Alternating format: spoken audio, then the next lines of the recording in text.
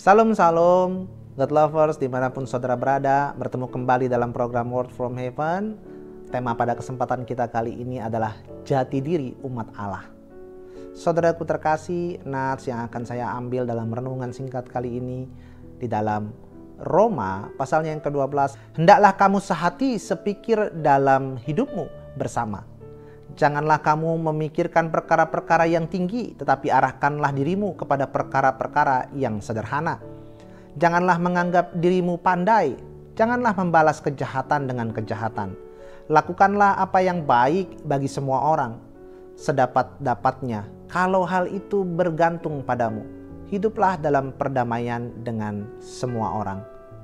Saudaraku terkasih, ada sebuah cerita rakyat yang mengajarkan tentang falsafah kehidupan, yaitu kisah tentang seekor anak elang yang dibesarkan oleh induk ayam. Dalam kisah itu diceritakan ketika seekor induk ayam akan mengeramkan telurnya, petani pemilik ayam tersebut menyelipkan satu buah telur elang. Singkat cerita, telur yang dieramkan oleh induk ayam itu menetas. Semuanya termasuk telur elang yang diselipkan petani tadi.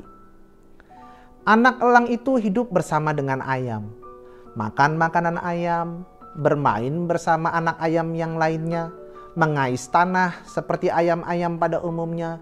Hingga suatu ketika anak elang itu sudah mulai besar, dia melihat ada burung yang terbang di atas langit. Si elang dalam hatinya berkata, "Alangkah hebatnya binatang itu dapat terbang di atas langit.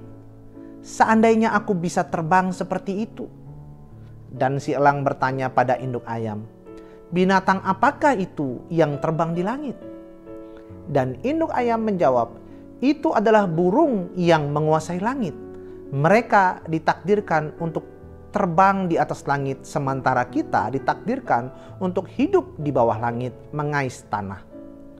Si elang pun menerima kenyataan hidupnya sebagai seekor ayam yang dari kecil telah hidup bersama perilaku dan kebiasaan sebagai seekor ayam. Bahkan si elang sampai mati tetaplah menjadi seekor ayam. Saudaraku terkasih, secara lahiriah anak elang tersebut tetaplah elang. Namun karena dibesarkan bersama ayam, berperilaku seperti ayam, maka pola pikir dan kebiasaannya pun seperti ayam. Suatu kesalahan jika dilakukan secara berulang-ulang dapat menjadi suatu kebenaran umum. Suatu kesalahan dapat menjadi kebenaran ketika sudah dianggap kebiasaan umum. Kita bisa menjadi orang yang dibenci karena perkataan atau perbuatan kita berbeda dari kebiasaan orang di lingkungan kita. Padahal kita mengetahui bahwa yang kita perbuat itu adalah benar. Kita dapat melakukan sesuatu pekerjaan yang sebenarnya kita tidak mengerti mengapa hal itu kita perbuat. Namun kita melakukannya karena sudah menjadi kebiasaan umum. Saudaraku terkasih, kehidupan yang telah dikuasai dosa telah mengarahkan kehidupan manusia untuk menganggap bahwa perbuatan dosa menjadi suatu kebenaran. Dosa yang telah mendarah daging dalam kehidupan manusia. Itulah sebabnya Tuhan Yesus ditolak ketika menyatakan kebenaran yang datang dari sorga. Ketika Yesus memperlihatkan dan mengajarkan kasih, maka dunia menganggap itu adalah suatu kebodohan. Bahkan ketika Yesus menubuatkan tentang penderitaannya, Petrus menegur Yesus dan mengatakan, "Sekali-kali itu tidak akan menimpa engkau."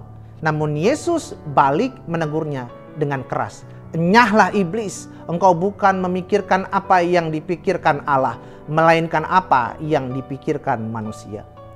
Saudaraku terkasih, dalam kehidupan manusia yang berdosa, menerima hormat, meninggikan diri, permusuhan, membenci musuh, pembalasan, mementingkan diri sendiri sudah menjadi kebiasaan.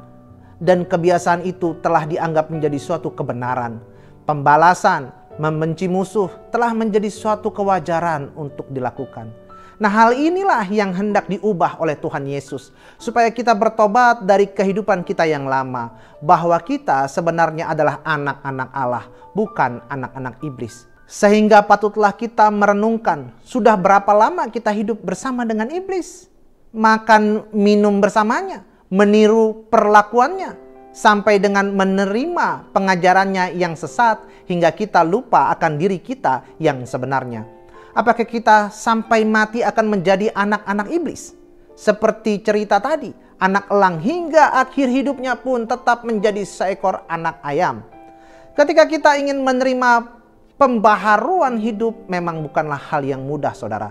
Ketika kita sulit untuk mengasihi musuh, disitulah seharusnya kita sadar bahwa kuasa iblis sudah mendarah daging dalam hidup kita. Ketika kita ingin mencari nama, hormat, kita berbuat sesuatu supaya dilihat orang lain, dipuji dan disanjung, disitulah kita harus tersadar bahwa kita sudah jauh diseret-seret oleh iblis. Ketika kita putus asa, hilang harapan dalam menghadapi pergumulan hidup kita, kita harus sadar bahwa iblis sudah hendak memusnahkan kita seperti berada di tepi jurang kematian. Saudaraku terkasih, melalui firman Tuhan ini kita diajak untuk mau diajar, dibimbing oleh Tuhan untuk menjadi diri kita yang sebenarnya, yaitu manusia yang diciptakan menurut rupa dan gambar Allah yang sebenarnya. Hiduplah di dalam kasih sebagaimana Allah adalah kasih, maka disitulah kita akan menemukan kebahagiaan hidup kita. Terima kasih, itulah renungan singkat kita pada kesempatan kita kali ini. Mari kita berdoa. Bapa di surga, terima kasih Engkau terus membimbing kami menjadi anak-anak-Mu yang luar biasa dan yang setia Tuhan. Terus Engkau jaga kami dari intimidasi iblis Tuhan, yang terus menjauhkan kami kepada Engkau Tuhan. Tuhan, kami mau bersimpuh di kaki-Mu Tuhan. Pakai kami lebih lagi. Dalam nama Tuhan Yesus kami telah berdoa. Haleluya. Amin. God lovers, dimanapun saudara berada, diharapkan membagikan link YouTube renungan ini kepada saudara, kerabat, dan teman-teman semua. Terima kasih, Tuhan Yesus memberkati.